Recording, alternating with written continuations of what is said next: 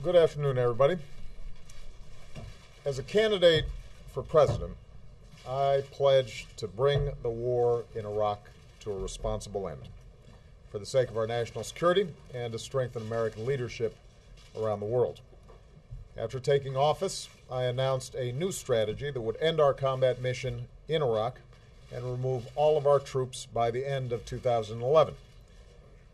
As Commander-in-Chief, ensuring the success of this strategy has been one of my highest national security priorities.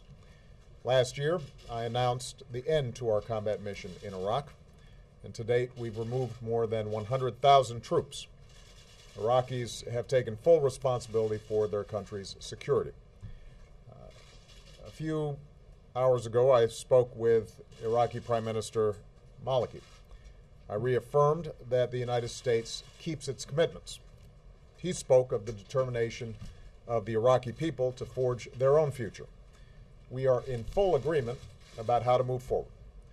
So, today, I can report that, as promised, the rest of our troops in Iraq will come home by the end of the year.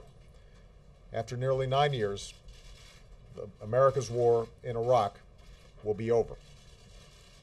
Over the next 2 months, our troops in Iraq, tens of thousands of them, will pack up their gear and board convoys for the journey home.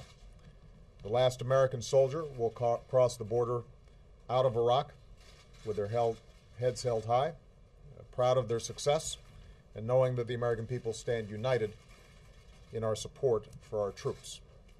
That is how America's military efforts in Iraq will end. But even as we mark this important milestone, we're also moving into a new phase in the relationship between the United States and Iraq. As of January 1st, and in keeping with our strategic framework agreement with Iraq, it will be a normal relationship between sovereign nations, an equal partnership based on mutual interests and mutual respect. In today's conversation, Prime Minister Maliki and I agreed that a meeting of the Higher Coordinating Committee of the Strategic Framework Agreement will convene in the coming weeks. And I invited the Prime Minister to come to the White House in December as we plan for all the important work that we have to do together. This will be a strong and enduring partnership. With our diplomats and civilian advisors in the lead, we'll help Iraqis strengthen institutions that are just, representative, and accountable. We'll build new ties of trade and of commerce, culture, and education that unleash the potential of the Iraqi people.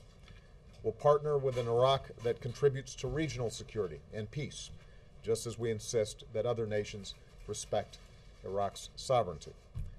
As I told Prime Minister Maliki, we will continue discussions on how we might help Iraq train and equip its forces, again, just as we offer training and assistance to countries around the world. After all, there will be some difficult days ahead for Iraq, and the United States will continue to have an interest in an Iraq that is stable, secure, and self-reliant.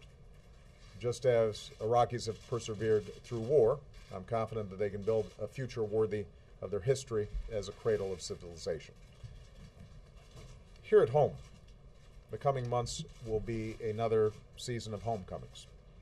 Across America, our servicemen and women will be reunited with their families. Today, I can say that our troops in Iraq will definitely be home for the holidays. This December will be a time to reflect on all that we've been through in this war.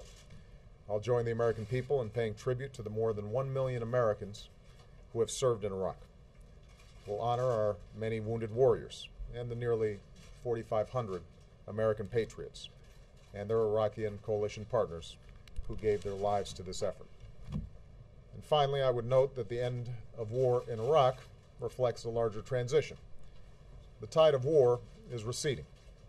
The drawdown in Iraq allowed us to refocus our fight against al-Qaeda and achieve major victories against its leadership, including Osama bin Laden. Now, even as we remove our last troops from Iraq, we're beginning to bring our troops home from Afghanistan, where we've begun a transition to Afghan security in leadership. When I took office, roughly 180,000 troops were deployed in both these wars, and by the end of this year, that number will be cut in half.